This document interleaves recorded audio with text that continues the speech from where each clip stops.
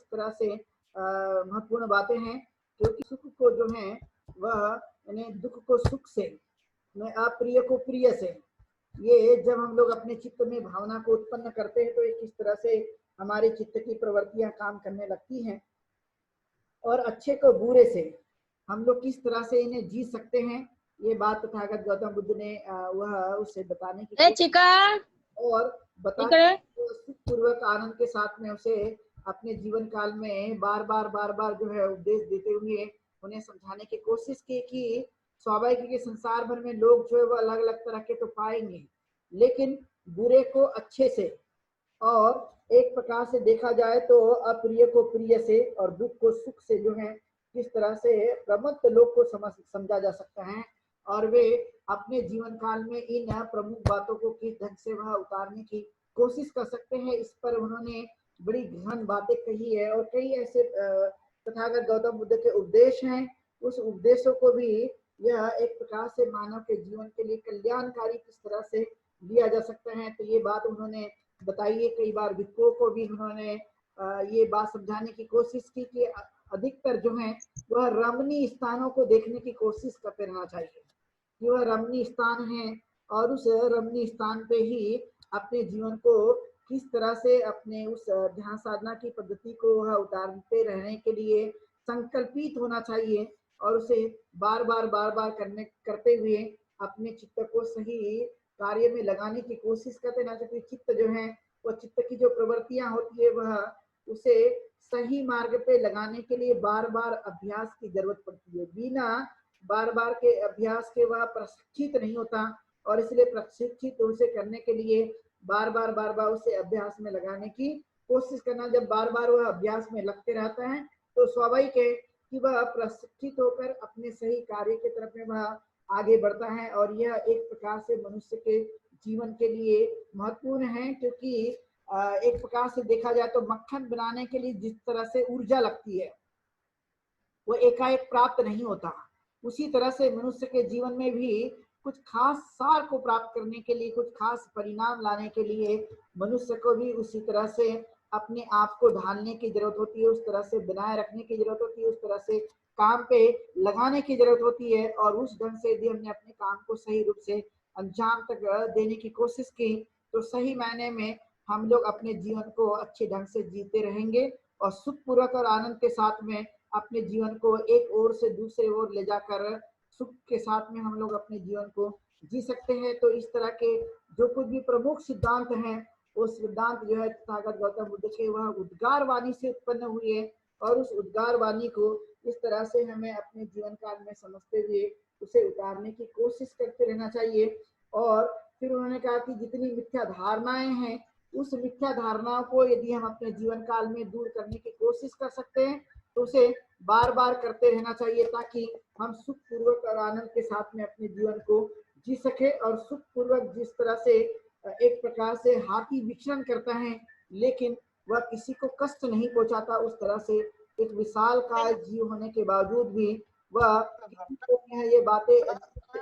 हानि पहुंचाने के लिए वह एक प्रकार से किसी को प्रभावित करे नहीं, बल्कि वह शांति के साथ में अपने जीवन को जीते रहता है, और उस शांति के साथ में जीवन जीकर जो है वह दूसरों को भी सुख पूर्वक और आनंद के साथ में जीवन व्यतीत करने के लिए बार बार वह करने की कोशिश करते रहता है। तो एक खास महत्वपूर्ण बातें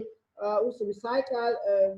काय जानवर या पशु से भी लेने की बात तथागत गौतम बुद्ध ने कही है कि हमें उनसे भी कुछ सीखने की कोशिश करना चाहिए, क्योंकि हम तो मनुष्य हैं, लेकिन मनुष्य रहते हुए भी कई जीवों में उनके पास भी सोचने समझने की एक उत्कृष्ट ताकत पाई जाती है, और उस अपनी ताकत का या अपने उस अनुभव का वे भी प्रयोग करने की कोशिश करते हैं और सुख पूर्वक वह जीवन जीते ताकि वे अपने जीवन को अच्छा बना सके। तो ऐसे कई प्रकार के तथागत गौतम बुद्ध ने उदाहरण के तौर पे समझाने की कोशिश की, और समझा करके उन्हें योग्य बनाए रखने के लिए उन्होंने उद्बोधन दिए, और उद्बोधन देकर उन्हें बताने के लिए बार बार उन चीजों को उन्होंने समझाने की कोशिश की, क्योंकि मनुष्य का एक जीवन है और वह जीवन जो है कई वह अच्छी चीजों को जल्दी से व्यवहार में नहीं लाता, लेकिन जितनी गलत बातें होती है उस गलत बातों को बार बार करने की वह कोशिश करते रहता है। लेकिन नहीं, यदि हमने सही बातों को अपने जीवन काल में उतारने की कोशिश की, तो मनुष्य जो है वह सुख के साथ में अपने जीवन को आगे बढ़ाने के लिए वह सदैव ही तत्पर रहता है। और इसलिए सत्य के आधार पर जो कुछ भी धर्म का जीवन है उसे बार बार जीने के लिए उन्होंने प्रेरित किया, ताकि हम सुख के साथ में इस जीवन को जी सके। वरना मनुष्य का जीवन जीते हुए भी वह कुछ हासिल नहीं करता है। और इसलिए बार बार इन बातों को उन्होंने समझाने की कोशिश की, और जब उन्होंने समझाया तो बहुत सारे लोगों ने उनके इस उद्गार को अपने जीवन काल का एक हिस्सा बनाया और उसको बार बार वो स्वयं करते रहे। तो ऐसे कई लोग हैं उस संसार भर में कि अल्प बुद्धि वाले लोगों ने भी जब धर्म का अनुसरण किया, धर्म के मार्ग को अपनाया, तो वे सभी के सभी बुद्धिमान बने। और जो बुद्धिमान थे वे और ज्यादा इस मार्ग को अपनाते हुए सुशिक्षित बन चुके थे और निर्वाण की अवस्था तक जा चुके थे। तो ये खास महत्वपूर्ण विधि जो है तथागत गौतम बुद्ध ने उस काल में बताने की कोशिश की, और उन्हें कहा कि मनुष्य के चित्त को परिवर्तित करने के लिए वह जानना और समझना और उसका अनुकरण करने पर ही जोर देने के लिए उन्होंने कहा। क्योंकि मनुष्य जो है वह गलत चीजों को बार बार करता है, लेकिन अच्छी चीजों को बार बार करने की कोशिश नहीं करता। लेकिन बार बार यदि वह अच्छी चीजों को करने की कोशिश करता है तो स्वाभाविक है कि वह अपने जीवन काल में कुछ अच्छी बातों को वह उतारते रहेगा और उसके माध्यम से कल्याण ही कल्याण उसके जीवन में आ सकता है। ये बात उन्होंने बताई। और फिर कहा कि जो पृथ्वी है, जो जल है और जो तेज है, जो वायु है, ये मनुष्य का एक अस्तित्व है। लेकिन इस अस्तित्व के माध्यम से जो कुछ भी हम ऊर्जा उत्पन्न करते हैं उस ऊर्जा के माध्यम से हम सुख को हासिल कर सकते हैं। लेकिन उसका हमें सही जो कुछ भी उसका मिश्रण है, जो कुछ भी उसकी विधि है, जो कुछ भी जानना है, जो कुछ भी पहचानना है, उसे बार बार हमें करने की कोशिश करते रहना, तभी हम जो है इस गति को जान सकते हैं। क्योंकि यह गति जो है एकाएक से मनुष्य को प्राप्त नहीं होती, लेकिन गति की अगति जो है वो जल्दी से मनुष्य को समझ में आती है। लेकिन गति जो है वो गति से सुगति की तरफ जाने वाला जो मार्ग है वो एकाएक से मनुष्य को जल्दी समझ में नहीं आता। और इसलिए तथागत गौतम बुद्ध का ये मूलभूत सिद्धांत जो है सुगति की तरफ लेकर जाने वाला है। और इस सुगति के लेकर जाने वाले सिद्धांत को उस काल में तथागत गौतम बुद्ध ने बहुत ही अच्छी तरह से समझाने की कोशिश की और उन्हें बताया कि हमने इस तरह के अपने अभ्यास को अपने जीवन काल में बार बार करने की कोशिश करते रहना चाहिए। क्योंकि इसी के कारण जो है वह निर्वृत्ति प्राप्त होती है, इसी कारण विरक्ति प्राप्त होती है। और ये विरक्ति को प्राप्त करने के लिए हमने विरक्ति के इस रास्ते को अपनाने पर जोर देना चाहिए। जब तक यह रास्ते पर नहीं चलेगा तब तक जो है चित्त हमारा विरक्त नहीं होता है, यानी एक प्रकार से उसका संबंध जो है वो टूटता नहीं है, वह अलग नहीं होता, वहां विच्छेद उत्पन्न नहीं होता। और इसलिए विरक्ति के तरफ जाने वाला जो रास्ता है उसका हमने अनुगमन करने के लिए उस पर चलने के लिए हमने अपने जीवन काल में इस धम्म नीति को बार बार अपनाने से ही हमें अपने उस चित्त के स्वभाव को जान सकते हैं और उसके माध्यम से ही हम दूर होने की कोशिश कर सकते हैं। क्योंकि संसार भर में जो कुछ भी मनुष्य का ये प्रपंच चलता है वो एकाएक से छूटते नहीं आता, वह एकाएक से उससे दूर नहीं जाता है। यह एक प्रकार से एक अभ्यास करने के बाद में, तब करने के बाद में इन चीजों को हम लोग छोड़ सकते हैं। और उसे छोड़ने के लिए हमें पालन करने पर ही विशेष बल देना होता है। जब तक हम पालन नहीं करते तब तक यह आसक्ति जो है मनुष्य की टूटती रही है। और इसलिए आसक्ति को टूटने के लिए पालन करने पर विशेष जोर दिया जाता है। जब तक जोर नहीं दिया जाएगा तब तक जो है यह आसक्ति टूटेगी नहीं। और जब तक यह टूटेगी नहीं इसका मतलब है कि वो निर्माण की तरफ जाने वाला जो रास्ता है वहां तक नहीं पहुंच सकता है या उसको मनुष्य जान भी नहीं सकता है। तो ये खास महत्वपूर्ण बातें हैं। और इसी के कारण तथागत गौतम बुद्ध ने महामोगल्यान को ये बात उद्गार के रूप में समझाने की कोशिश की थी और उन्हें बताया था कि अनासक्ति ही मुक्ति का मार्ग है। तथागत गौतम बुद्ध ने महामोगल्यान को ये उद्गार के रूप में समझाने की कोशिश की थी कि अनासक्ति ही मुक्ति का मार्ग है। यानी हम जब तक इस अनासक्त को बार बार नहीं अपने जीवन काल में अपनाएंगे और तब तक जब तक उससे दूर नहीं हो जाते तब तक मनुष्य के जीवन काल में मुक्ति का मार्ग मिलने की कोई संभावना नहीं है। और इसलिए मुक्ति के मार्ग को पाने के लिए, मुक्ति को पाने के लिए हमें इस तरह के जीवन को अपनाने के लिए बार बार प्रयास करने पर विशेष बल देने की कोशिश करते न, जिससे हम सुख पूर्वक और आनंद के साथ में अपने जीवन को जीने की तरफ में आगे बढ़ सकते हैं। और इसलिए मेदी नामक भिक्षु की यह एक प्रकार से तथागत गौतम बुद्ध ने कहा था कि हमने एक प्रकार से नियत रूप से सेवा करने की कोशिश करते रहनी चाहिए, और हम लोगों ने एक प्रकार से रमणीय स्थान पे रहते हुए योग साधना पर विशेष बल देने की कोशिश करते रहने चाहिए। यदि हमने बार बार इस चीजों को अपनाने की कोशिश की तो हमें वह मुक्ति का मार्ग जो है वो मिलने की कोशिश की जाती है। खास महत्वपूर्ण बातें हैं, और इसलिए बाद में कालांतर में इस बातों को बाबा साहब अम्बेडकर ने जब समझा तो समझने के बाद में उन्होंने जो भाषण दिया था दीक्षा भूमि पर दीक्षा लेते समय, मुक्ति कौन पथे,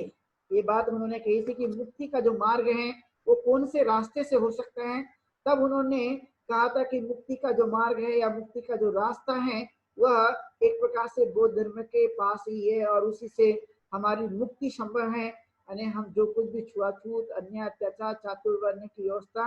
और जिस तरह से हमारा शोषण होता है, ये सभी बातें से मुक्ति यदि हमें चाहिए तो बुद्ध के रास्तों को अपनाने से ही मुक्ति संभव हो सकती है। और यही हमारे लिए उत्तम और श्रेष्ठ मार्ग है, और इसे बार बार हमें अपने जीवन काल में समझकर, जानकर इसे उतारने की कोशिश करते रहना, जिससे हम सुख पूर्वक और आनंद के साथ में जीवन जीने की कोशिश कर सकते हैं। एक बहुमूल्य बातें उस काल में जो है ये बताने की कोशिश की थी, और यह बातें बुद्ध ने भी मोगलैन को बताने की कोशिश की थी कि जो अनासक्ति है यह मुक्ति का मार्ग है, और इस पे ही चलकर जो है मनुष्य अपना कल्याण कर सकता है। यदि इस पर नहीं चले तो कल्याण की कोई संभावना नजर नहीं आ सकती है, कल्याण होने की कोई भी संभावना मनुष्य को नहीं दिख सकती है। इस बातों पर भी जोर देते हुए कहने की कोशिश की थी, और उसे बार बार जब कहा गया और उस काल के उपासक उपासिका और भिक्षुओं ने इसको अमल में लाने की कोशिश की तो वे सभी के सभी सुख और आनंद के साथ में अपने जीवन को जीते रहे। और यही बात है कि यह जो कुछ भी सिद्धांत है, ये सिद्धांत तथागत गौतम बुद्ध से अचानक ही उत्पन्न हुआ करते थे, ये अचानक ही निकल जाते थे, और यह एक छोटे गाथा के रूप में तथागत गौतम बुद्ध उस समय उद्गार के रूप में कहने की कोशिश करते थे। तो कई प्रसंगों पर उन्होंने अपने इस उद्गार को कहने की कोशिश की, अपने स्वयं के मुख से बताने की कोशिश की है, और बताते बताते उन्होंने इस समय यह धार्मिक जो कुछ भी एक प्रकार से जीवन की शैली है उन्होंने उत्पन्न करा के दी, उन्हें लोगों के सामने प्रकट किया, और तब से लेकर आज तक जो है उनके इस विचार को लोग बड़ी अच्छी तरह से जानकर, समझकर अपने जीवन काल में उतारने की कोशिश करते हैं, और उतारते हुए वह कई लोग ऐसे हैं इसको रुकते नहीं है, वो बार बार इसका अभ्यास करने पर विशेष वह ध्यान देते हुए कोशिश करते हैं, और तभी जो है उनको एक सुख का मार्ग मिल जाता है। सुख का मार्ग मिलते हुए वह आनंदित होकर और प्रसन्न होकर अपने जीवन को जीते रहते हैं। ये खास बात उनके जीवन काल में हमें दिखाई देती है, और तभी उन्होंने कहा कि जो मनुष्य का जीवन है वह जीवन को इस ढंग से हम जब जीते रहते हैं तो जीवन के लिए वह न तो कभी रुकने वाला है न कभी ठहरने वाला है, बल्कि मनुष्य को वह परिवर्तित करने वाला है, और उसका कोई यदि आधार है तो वह धर्म का आधार है, और ये धर्म का जो आधार है दुखों का अंत करने वाला है। यहाँ पर किसी भी प्रकार के दुखों की संभावना नहीं पाई जा सकती है, ये सुख का ही समुद्र है, और ये सुख के समुद्र में जो कुछ भी डुबकी लगाएगा, जो कुछ भी इसे बार बार करने की कोशिश करेगा, तो उसे ही पता चल सकता है कि सुख का अंत, सुख का जो है वो कैसे मनुष्य के जीवन में आता है, और दुख का अंत किस तरह से उनके जीवन काल में होते रहता है, यह वह मनुष्य ही स्वयं अपने जीवन काल में समझ सकता है। और इसलिए तथागत गौतम बुद्ध ने अपने मनन चिंतन के माध्यम से यह बात उत्पन्न करने की कोशिश की, और उन्हें अपने जीवन काल में बताने की कोशिश की है कि मनुष्य सुख पूर्वक और अपने जीवन को अच्छी तरह से यदि जीना चाहता है तो उसे धम्म के मार्ग के अलावा कोई मार्ग हो नहीं सकता। और इसलिए उन्होंने बार बार इस मार्ग पर लोगों को आरूढ़ होने के लिए लोगों को चलने के लिए उन्होंने बार बार लोगों को प्रोत्साहित किया, और तब से लेकर आज तक जो लोग हैं वह इस धर्म के आधार पर अपने जीवन को बनाए रखने के लिए वो कोशिश करते रहते हैं, इसमें लगे रहते हैं कि वह तथागत गौतम बुद्ध के कहे हुए इस कथन को या इस उद्गार को अपने जीवन काल में, व्यक्तिगत जीवन काल में बार बार उतारने की कोशिश करते हैं। और यदि वो प्रयोग में बार बार करने के बाद, खुद अनुभव करने के बाद में ये देखते कि ये सही में इनने जो बात कही है वो योग्य है या नहीं है, यदि वो योग्य है तो उसे अपने जीवन काल में सुख के आधार पर उसे जीने के लिए वो बार बार करने की कोशिश करते हैं। और इसलिए संसार भर में लोग जो है इस बात के लिए प्रयत्नशील रहते हैं। और इसलिए इस उद्गार को, एक तथागत गौतम बुद्ध के उद्गार को, उनकी जो स्वमुख से कही गई बातें हैं उसे उदान के रूप में लोगों ने उसे ग्रंथ के रूप में एक प्रकार से समाहित किया और उसे संग्रह किया, ताकि तथागत गौतम बुद्ध की जो मूलभूत वाणी है वो हमारे जीवन काल में किस तरह से सुख हासिल करने वाली है, उस बातों को बार बार बताया जा सकता है। तो इस पर बल देने की कोशिश की और उस तरह से ये संसार भर में इस उदान को लोग जानते हैं और समझते हैं। तो ऐसे कई प्रकार के जो उदान हैं उनके लिए गए, और अंतिमतः उनका जो उदान था सब्बे संखारा अनिच्चाति, कि संसार भर में जितने भी संस्कार हैं वो सभी के सभी अनित्य हैं और उस पे ही दुनिया टिकी हुई है, कि दुनिया की कोई भी चीजें स्थिर नहीं है, बल्कि वो समय काल परिस्थिति के आधार पर दिनों दिन बदलते रहती हैं। उसका जो आधार है वो परिवर्तनशील है, कोई भी चीजें स्थिर नहीं है, कोई भी चीजें जैसी की वैसी बनकर रहने की कोई संभावना नहीं पाई जा सकती है। ये मूलभूत सिद्धांत उन्होंने कहने की कोशिश की। ये उनके सुभद्र के लिए कहा हुआ उनका अंतिम उद्गार है, और इस बातों को भी उन्होंने प्रकट किया, और जो कि बहुत ही महत्वपूर्ण उद्गार है। संसार के लोग यही मानते थे कि ये जैसा है ये सब कुछ फिक्स है, और इसलिए आदमी अपने जीवन काल में अपनी किस्मत को बार बार कोसने की कोशिश करता था। उसको लगता था कि किस्मत जो है वह व्यक्ति की बनी हुई है, और वह व्यक्ति की बनी होने के कारण ने उसे जो कुछ भी कष्ट पहुंचा है या जो कुछ भी हानि हुई है तो उसके किस्मत में लिखा होने की वजह से ही वह मनुष्य के जीवन काल में आया हुआ है। लेकिन तथागत गौतम बुद्ध ने इसे अनित्यता के सिद्धांत पर इसे जोर देते हुए इसे पूरी तरह से खत्म करने की कोशिश की, उसे पूरी तरह से खंडन किया, और इंसान को उन्होंने एहसास कराने की कोशिश की कि आपके अंदर का जो कुछ भी अंश है और मन है, उस मन के आधार पर ही जो कुछ भी हम लोग अपने जीवन काल में करने की कोशिश करते हैं तो उसी का परिणाम मनुष्य के जीवन काल में आने की संभावना पाई जाती है। तो ये एहसास कराने की उन्होंने कोशिश की, और इस नित्यता के पहले से आए हुए सिद्धांत को उन्होंने पूरी तरह से खारिज कर दिया, और अनित्यता के बोध को लोगों को उन्हें समझने पर जोर दिया। और तब से लेकर आज तक बहुत सारे जो लोग हैं वो इस अनित्यता के सिद्धांतों को अच्छी ढंग से समझने की कोशिश करते हैं, और इसीलिए आगे चलकर जितने वैज्ञानिक हुए, जैसे कि डार्विन हुआ, उन्होंने भी विकास के सिद्धांत को बताने की कोशिश की कि संसार में जैसे का वैसा कुछ भी बनकर तैयार नहीं हुआ, बल्कि यह धीरे धीरे मानव के जीवन के साथ साथ इस प्रकृति का धीरे धीरे विकास संभव हुआ है। और इस डार्विन के इस सिद्धांत ने भी लोगों के ऊपर में एक अच्छा असर डाला, और तब से लेकर लोग जानते हैं कि यह पूरे संसार में विकास हुआ है, न कि यह निर्माण हुआ है। ये निर्माण की कोई संभावना नहीं पाई जा सकती है। और इसलिए तथागत गौतम बुद्ध का इस अनित्यता के सिद्धांत को लोगों ने अच्छी तरह से समझने की कोशिश की, और तब से लेकर आज तक इसे बताने के लिए कोशिश किया गया। जैसे कि न्यूटन भी कहता है कि किसी चीज को यदि वह स्थिर है, जब तक यदि आप उस पर कोई भी गति करने के लिए उस पर कोई तब तक यदि प्रतिक्रिया नहीं करेंगे तब तक वो गति होने वाली नहीं है। तो उसी तरह का एक सिद्धांत है कि यह अनित्यता के सिद्धांत में यह सभी प्रकार की चीजें छिपी हुई है। अर्थात इस यदि हमने सिद्धांतों को समझने की कोशिश की तो हमने मूल रूप से धर्म नीति को समझने की कोशिश कर सकते हैं, और तभी जो है इंसान के जीवन काल में हलचल होने की संभावना पाई जाती है।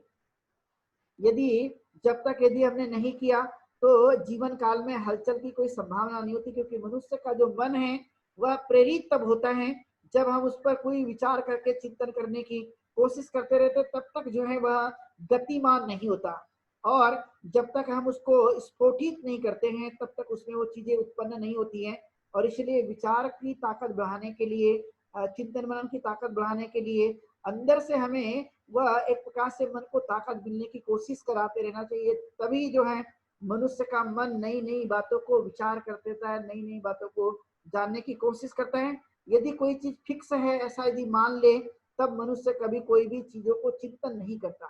तब तक मनुष्य का कोई मन विचार नहीं करता। लेकिन जब जब भी उसको इस बात की प्रेरणा मिलती रहे, जब जब भी उस बातों को वह जानते रहे कि नहीं, संसार में कोई भी चीजें स्थिर नहीं है और वैसी की वैसी बनी नहीं है, बल्कि वह एक अनित्यता के सिद्धांत पर खड़ी है। और यदि हमने इसको करने की कोशिश की तो स्वाभाविक है कि मनुष्य का मन जो है वह विचार करने की तरफ में आगे बढ़ता है और उस गति से वह काम में लगते रहता है। तो ये खास सिद्धांत है और इस सिद्धांत का हमने अनुपालन करना चाहिए, इसका हमने पालन करना चाहिए, जिससे हम अपने जीवन काल में मूलभूत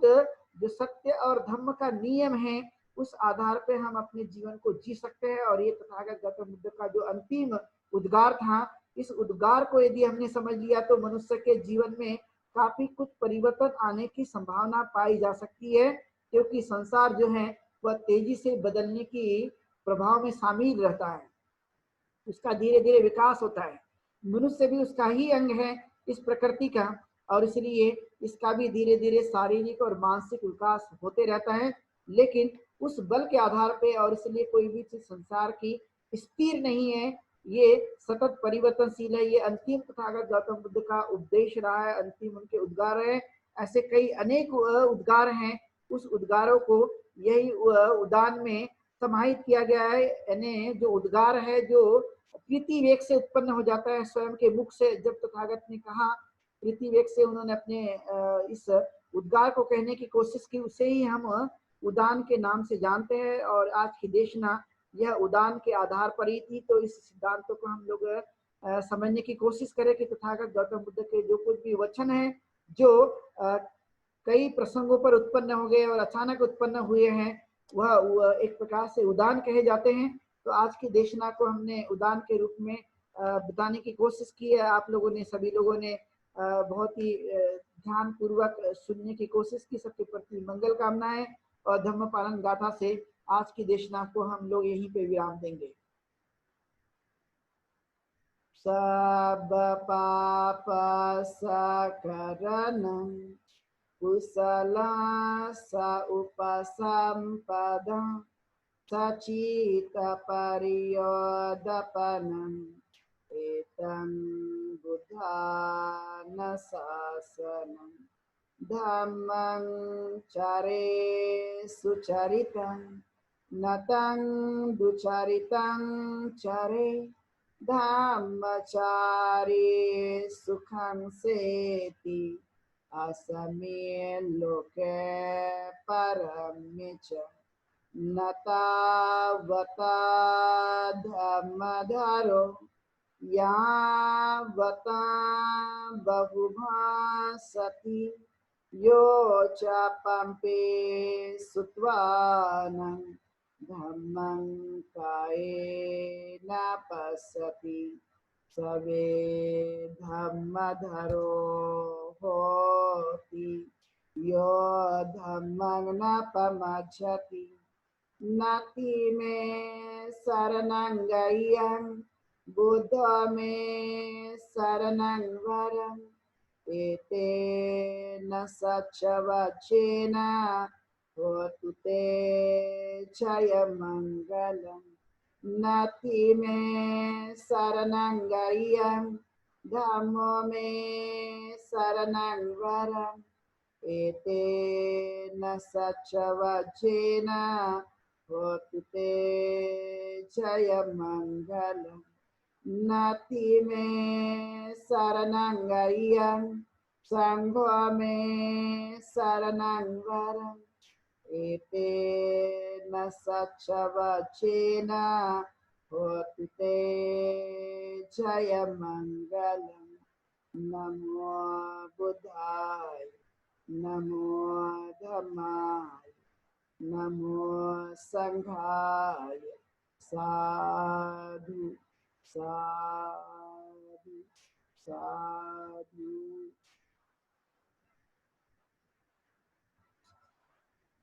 वंदमी बनते जी। सुखी हो।